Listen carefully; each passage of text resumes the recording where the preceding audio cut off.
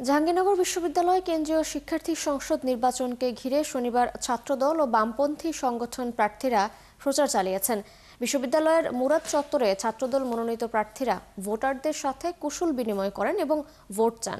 প্রচারে ভিপি প্রার্থী শেখ সাদি, জিএস প্রার্থী তানজিলা বৈশাখী, এজিএস সাজ্জাদুল ইসলাম সহ বেশ কয়েকজন প্রার্থী উপস্থিত ছিলেন।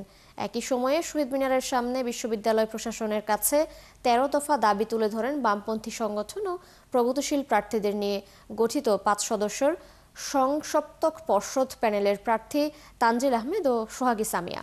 জাহাঙ্গীরনগর বিশ্ববিদ্যালয় কেন্দ্রীয় ছাত্র সংসদ নির্বাচনের আজকের দিনের কার্যক্রম জানাতে যুক্ত হচ্ছেন সহকর্মী রায়ান বিন আমিন। রায়ান, নিশ্চয়ই শুনতে পাচ্ছেন, গতকালকে জাকসু নির্বাচনে বামপন্থীদের প্রচারণা বেশ ভালোই চলেছে। আজ কোন প্যানেল কিভাবে প্রচারণা করবে এবং সেনাবাহিনী মোতায়েনের বিষয়ে কোনো সিদ্ধান্ত নেওয়া হয়েছে কিনা সব মিলে একটু জানাবেন।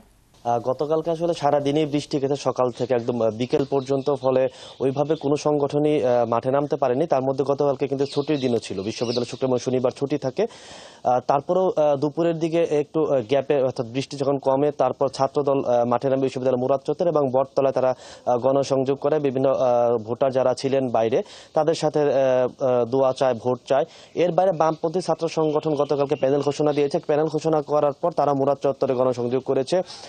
আর আজকে আরেকটা বিষয় জানিয়ে রাখি, গতকালকে রাতে ইসলামী ছাত্র শিবির এবং বাকশাস তারা কিন্তু হলগুলোতে প্রচারণা চালিয়েছে সন্ধ্যার পর, যেটা আমরা তার আগের দিনে দেখেছি। ইসলামী ছাত্র শিবির বাকশাসের নেতাকর্মীরা সন্ধ্যার পর হলগুলোতে প্রচারণা চালাচ্ছে। পাশাপাশি বিশ্ববিদ্যালয়ের বটতলা এলাকায় রাতের যে আড্ডা জমে, সেখানে কিন্তু বেশ ভালো প্রচারণা চলছে গত 2 দিন ধরে। এবং যতটুকু আমরা নেতাকর্মীদের সাথে কথা বলে জানতে পারছি যে এই বটতলার যে আড্ডা, এটাকে তারা মূল ফোকাসে রাখছেন, বিশেষ করে সন্ধ্যার পর থেকে যে প্রচারণার বিষয়টি।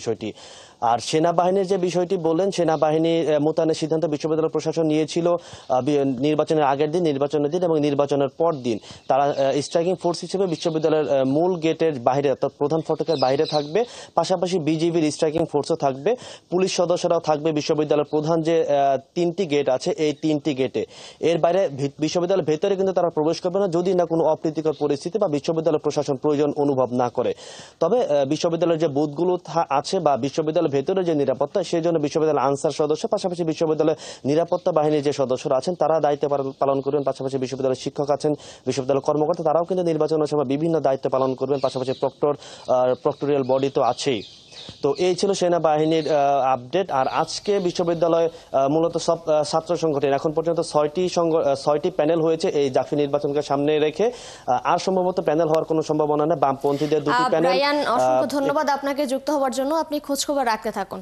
দর্শক, জাকসু নির্বাচনের আজকের দিনের কার্যক্রম জানাতে আমাদের সাথে যুক্ত ছিলেন আমাদের সহকর্মী রায়ান বিন আমিন।